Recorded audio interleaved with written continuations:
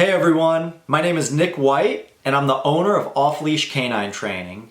Today I'm going to be doing a quick video for all of you to cover what I consider the 4 most important things that it takes to create a highly confident dog.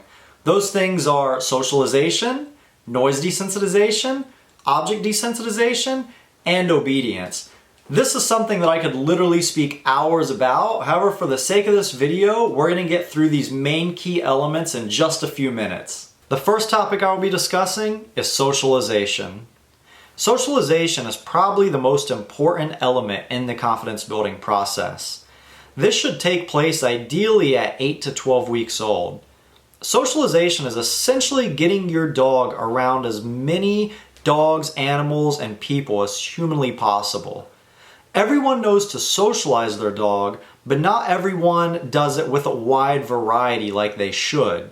For example, we get dogs at our training facility who are fine with small dogs, but they're not good with big dogs. Or we get dogs who are fine with this race of people, but they react aggressively at this race of people. The reason things like that happen is because the dog wasn't well socialized enough with a wide variety of people and a wide variety of dogs. So you have to make a very conscious effort to try to ensure you're socializing your dog in a wide variety of people, for example.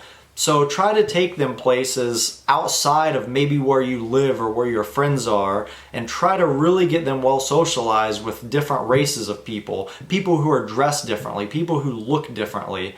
And you should also be doing the same thing with dogs. Maybe your condo only allows small dogs, so naturally it's only small dogs in your dog's living area. So if that's the case, you need to try to take your dog out to other places, maybe pet stores, maybe friends' houses, to try to also socialize your dog with big dogs. If you don't do this, it wouldn't be that big of a surprise if your dog does develop an aggression towards something that they're not used to, such as a large dog, small dog, or another race of people. So ensure that you're really diversifying the types of dogs and the types of people that you're socializing your dog with and around. Also, it should go without saying, but try to make sure all these interactions are positive, that they're well balanced, positive, happy dogs you're interacting your dog with. Same with people. All these interactions should try to be positive. If they have a negative reaction with a certain type of person or a certain type of dog, then they could have that grudge kind of ongoing in the back of their head for the rest of their lives. So try to ensure when you're socializing your dog that you're doing it with a lot of people, a lot of dogs, a lot of animals, and try to ensure they're all positive experiences. Lastly, stay away from dog parks. I'm actually a big advocate against taking the dogs to dog parks. Dog parks, it's like a pack mentality kicks in, then it kind of changes the dynamics. So I'm not a big advocate of taking your dog to dog parks to get that people and dog socialization. The next topic I will be discussing is noise desensitization. Noise desensitization is essentially getting your dog exposed to and confident around a wide variety of noises. When you do this, you never have issues with your dog being afraid of lightning, being afraid of fireworks, being afraid of gunshots. These are all things that you can start doing as a puppy, and they very, very quickly become very confident and learn to just simply ignore these things. The problem is, a lot of people, instead of getting their dog used to it, they let their dog avoid it. Maybe your dog hears a loud noise and he runs and hides. I never let that be the case with any of the dogs we're training. If I find something they're afraid of, I work them through it. That way they become desensitized to it, which in turn makes your dog more confident. So some of the things you can do is if your dog is afraid of a vacuum, put him on a leash in the house so he can't run and hide, and vacuum the house and do this every day. And when he gives you a calm, confident behavior, reward that, whether it's treat-based or whether it's physical praise or verbal praise. But the solution is never letting the dog avoid it or run from it.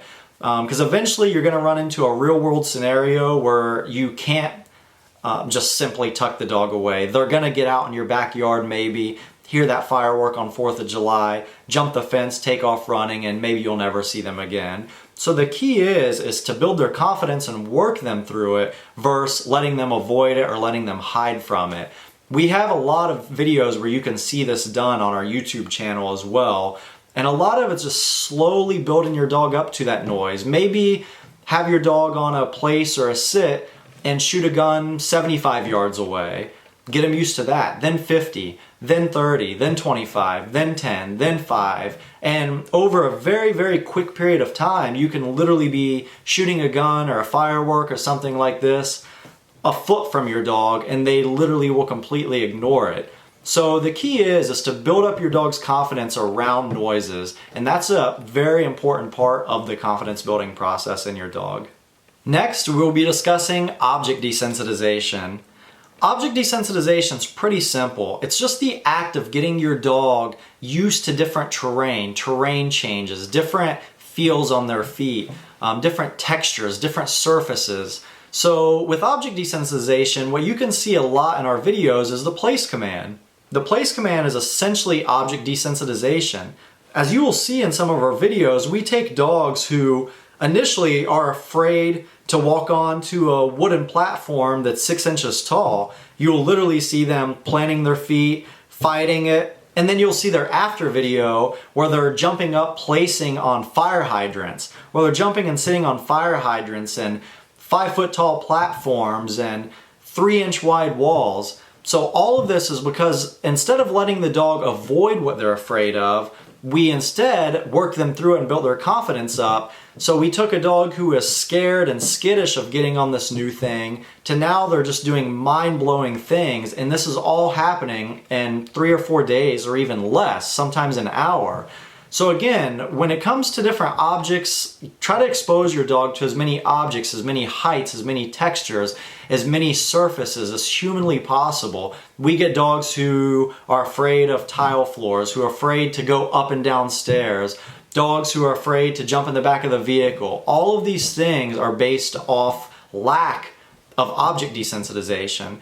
So again, try to, as a puppy, you can do this at 8 weeks old, start putting your dog on a wide variety of surfaces, textures, elevations, and make it a very positive experience for him. Praise him, food reward him, whatever motivates your dog. And if you do this on an ongoing basis, your dog will be highly confident. He'll go anywhere, he'll walk anywhere, he'll go through anything. It's how we get our police and military dogs jumping through car windows, jumping through tires, over walls. All of this is due to object desensitization as puppies, and we're just exposing them to a wide variety of things. And instead of letting them be afraid of it, we work them through it, which in turn builds their confidence. Lastly, we will be discussing one of my favorite topics, obedience training. That's right, obedience training to me is very important in the confidence building process. As I always say, if you look at the most amazing dogs in the world, such as French Ring or Schutzhund or Mondio or police dogs or military dogs, they all have one thing in common: amazing confidence and amazing obedience. The reason that is it's so much easier to build a dog's confidence when they are really great in obedience. For example, if you're trying to do noise desensitization with a dog who doesn't listen whatsoever, it's hard to get them to hold a position or to recall if they hear loud noise. Or if you have a highly obedient dog and maybe they jump up from a place when you fired off the gun, now you can quickly, using verbal command, put them back, reset it, repeat it, and do it again to quickly get them over it. So obedience allows you to do a lot of things that's really, really important to create a confident dog.